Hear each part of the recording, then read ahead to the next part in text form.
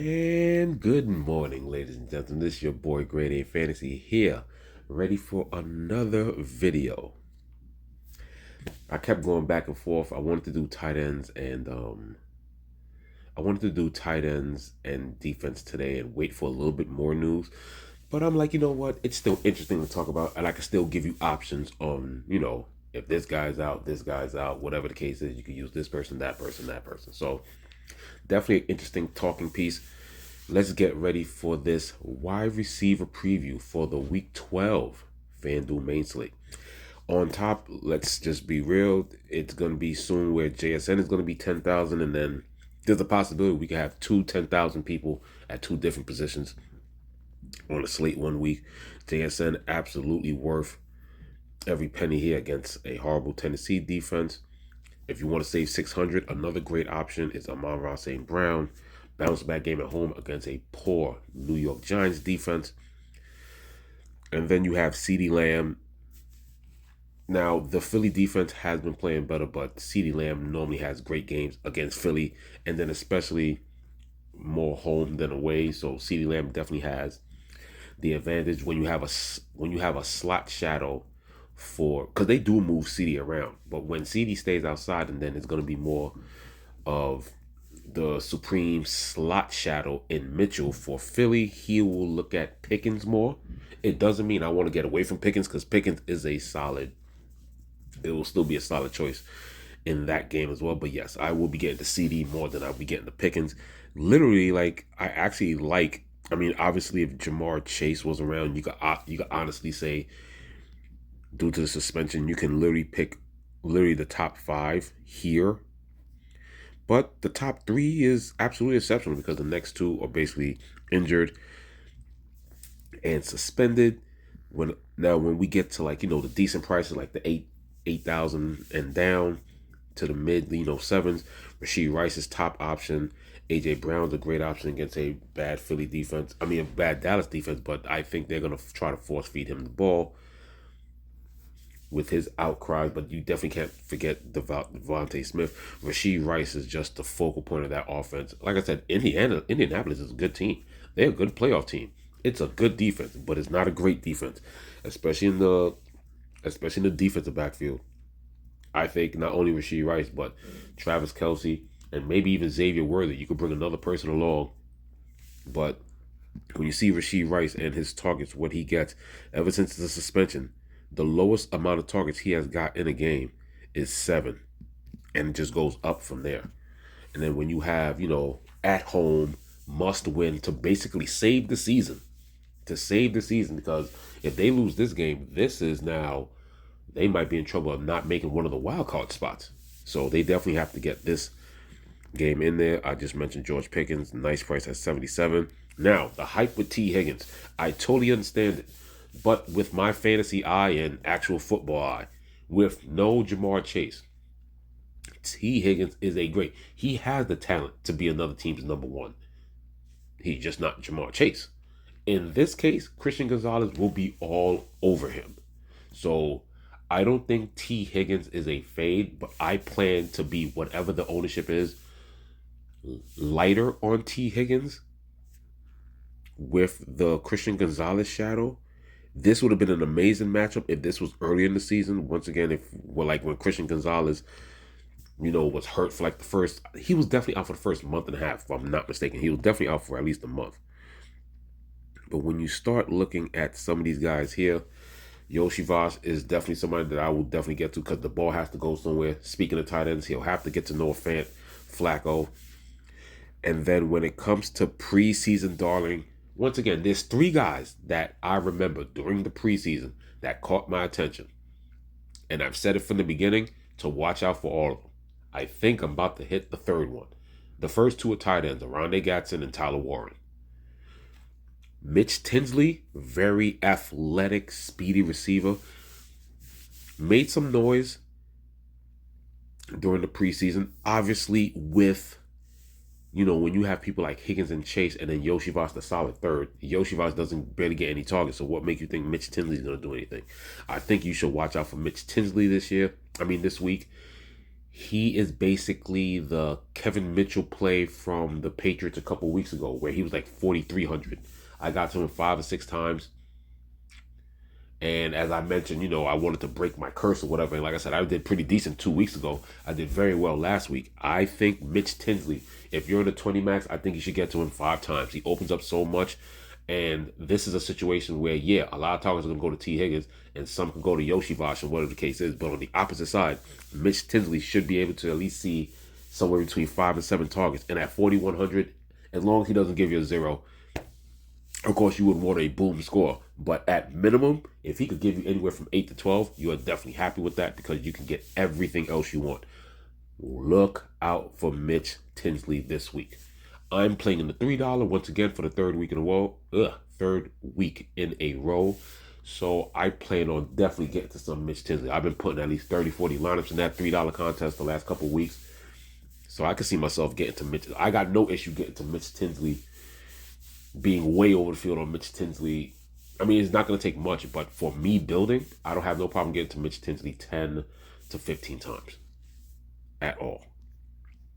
But like I said, I definitely like Yoshi Vosh. Like I said, I'll be under the field on Higgins, but Yoshi Vosh, and obviously, if the pressure is, if he's being locked up, what does that mean? More opportunities for Chase Brown on the dump offs. As we continue, Devontae Smith is definitely somebody that I want to get to. Jameson Williams is definitely somebody I want to get to. One of my favorite wide receivers ever since he came into the league. He has now consistently been part of the offense consistently. And one of the main reasons is Sam Laporta on IR, so that's one less target. Once he got put on IR with the bad back, it boosts automatically Gibbs, and it makes it even more concentrated. It's just going to go to Gibbs, Amon-Ra, and Jameson Williams against New York. So I'll definitely get to him with a salary relief. Remember, it was literally just a few weeks ago. Jameson he kept dropping. He could barely get out of the low sixes, and now he's right over 7,100. Zay Flowers is very interesting.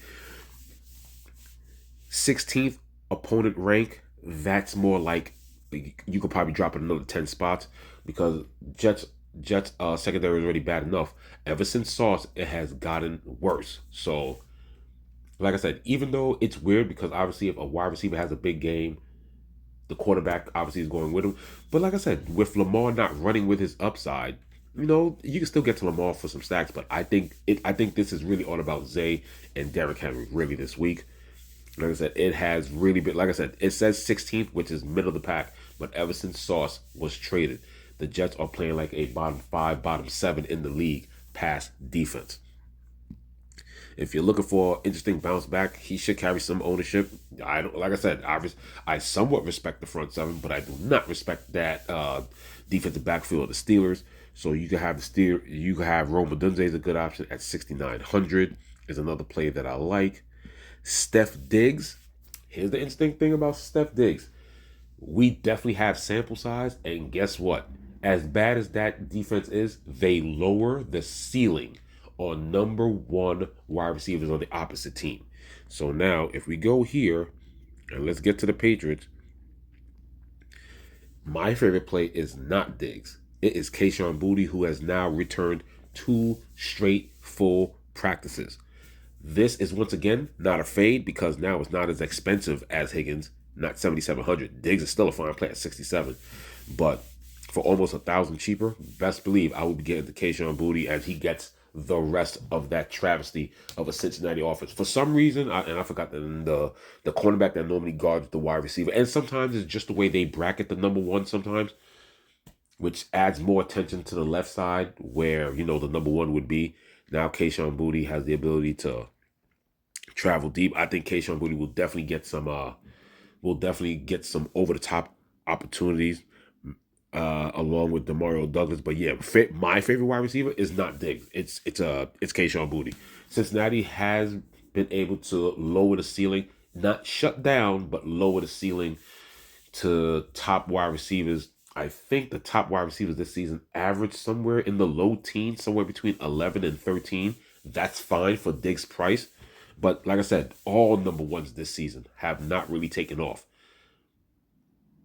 So Do they get fantasy points? Yes. But will you be lowering the ceiling? And lowering your ceiling is not a GPP winning, nor is it a top 50, placing in the top 50 if you're lowering your ceiling. So, Kayshawn Boutte, without a doubt, before the injury, 5 targets, 2 targets, 5 targets for 93.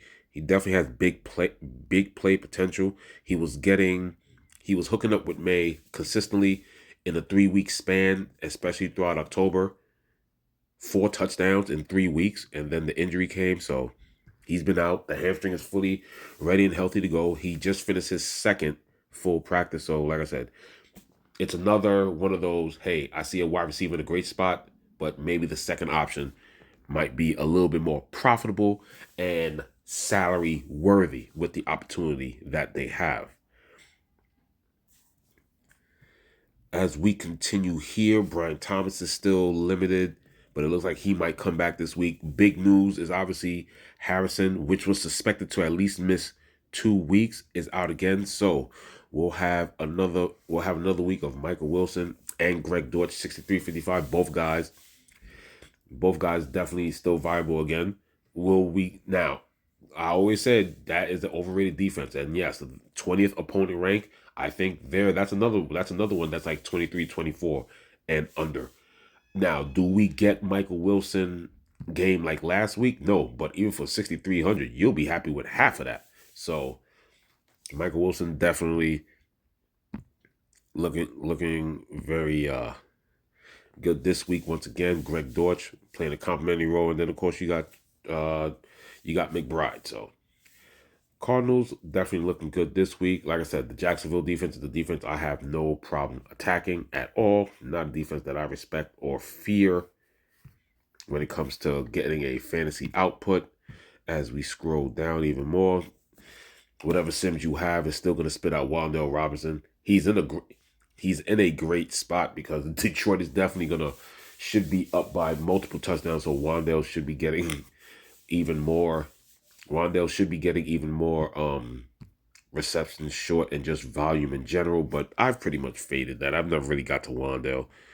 It somewhat hurts you if he does get the touchdown, but as you can see, even back in the Jackson Dart days, or Jackson Dart weeks, I should say, 7-12 targets, but only one touchdown out of it. And like I said, half-point PPR is not really going to get you there. Maybe he's good for cash, but GPPs, I'll still stay away from Wandale. No big deal for me. There goes Xavier Worthy. We got Christian Watson also in a tough matchup against Minnesota. Jacoby Myers with another week on Jacksonville is interesting with his new team. And I tell you, what's been playing the worst besides the Jets defense or Cincinnati's defense in general, even though they kind of stepped up last week, is that Arizona defense, which is why Brissett is throwing the ball 47 times or more in these games. So Jacoby Myers also option. As we get down here, so a few more pieces of value. Like I said, we spoke about Kayshawn Boutte, Parker Washington in that game. Even though Brian Thomas does come back, this is one of those where the top guy coming back or possibly coming back because he's limited, he's progressing to play. Parker Washington has a legit role in the slot. And even when Thomas was there, Brian Thomas Jr. was there, he was targeting Parker Washington even more. So this is one of those where a receiver comes back. And as you can see here, after the beginning of the season, and he had one blow-up kind of target game, it's been pretty much consistent since October. 10, 9, 7. And then, of course, against the Chargers, it was a horrible game and got shut down. But they dominated, and that was also game script because they dominated the Chargers on the ground. Because they, in that game, besides a defensive touchdown, 3 of the touchdowns went to the running back. So Tootin and Etienne totally dominated that game. But with Brian Thomas there, Park Washington still dominates the target. So he's definitely somebody that I'm not going to downgrade, especially that Arizona offense has been absolutely atrocious. Like I said, we already spoke about Yoshi Vash. If he could get a second week, if he could get a touchdown for a second week in a row against Vegas, is a great opportunity to do it. Jerry Jeudy, 5,600. As we keep getting down here, Calvin Austin. It's still a bad Chicago secondary, so 5,500 there seems interesting. The two Dallas guys, Jalen Tolbert and Cavante Turpin, those are dart throws for like millies. Just want to shout them out there. And as we get down here, yeah, Demario Douglas, 5,300. Everything seems to get back to normal. I think when you have all these guys healthy, it's really Mac Hollins that kind of reverts back to like a fourth wide receiver. So I don't really see any crazy value down here. There's interesting names, Dante Thornton, but John Mechie. But let's get to the last big piece of we'll just get back up here. There goes Darnell Mooney. So let's get to these Falcons. If you're looking for more value, then here we go. You're looking at Darnell Mooney, highest wide receiver at 59. David Sills will see an uptake in targets. I actually like him at 4,900. And then, of course, Kadero Hodge, 4,200. I put him slightly over Sills because Kadero Hodge has been part of the offense, and he has played with both Michael Penix and Kirk Cousins. So knows the offense, has the ability to have bigger plays. I mean, there's value at wide receiver. There are some people that I want to get that I definitely want to get to that can help me fit extra people in there. But I think that is it. But yes, once again, I'll be into that 20K. Once again, I'll be into that 20K contest. Like I said, I just the price structure is just solid. I just love the price structure to this contest. Just under 80,000 people. 20 to third, 10,000 a second. It pays all the way out to 20,000. So that's basically a fourth of the field. 25% of the field gets paid. Once you finish between that and that, you double your entries. But last week I was able to get up to the low teens and somewhat so forth. Just trying to, hang on, but a lot of things slowed down in the second half and just didn't have enough Cardinals and as much as I love Dortch and all those guys, I just didn't have enough Brissett and McBride. I thought I did, but I also had lineups where some chalk bust, and it didn't matter if I had Kittle or one of those. Well, I was light on Kittle, but I definitely got to McCaffrey and so on and so forth. But was able to build some good, competitive lineups. Was able to get, like I said, sniff the top 10, and then just kind of fell down or whatever. But I was able to profit. But yeah, I'm glad I got to the wide receivers. Got that out the way. Tomorrow we'll just end the week with the. I like doing it that way now. Tight ends and defense. We'll do that tomorrow in the afternoon. But yeah, was able to fit this in amongst yesterday being my birthday and everything. I was just trying to just get some things done, and then I knew I had to. That's another reason why I made sure I got ahead of getting these episodes done, or at least started on a Monday. I know I'll be busy doing other things. Pretty much plans for the next few days, and I will be quite busy, but don't get me wrong, I will be prepping these lineups, and I really can't wait for some finalized news. But there's already a direction with some of this wide receiver value that I want to go to, so I definitely will be trying to get there. So thank you once again. Please like and subscribe. This is your boy Grade A Fantasy, and I'm signing off.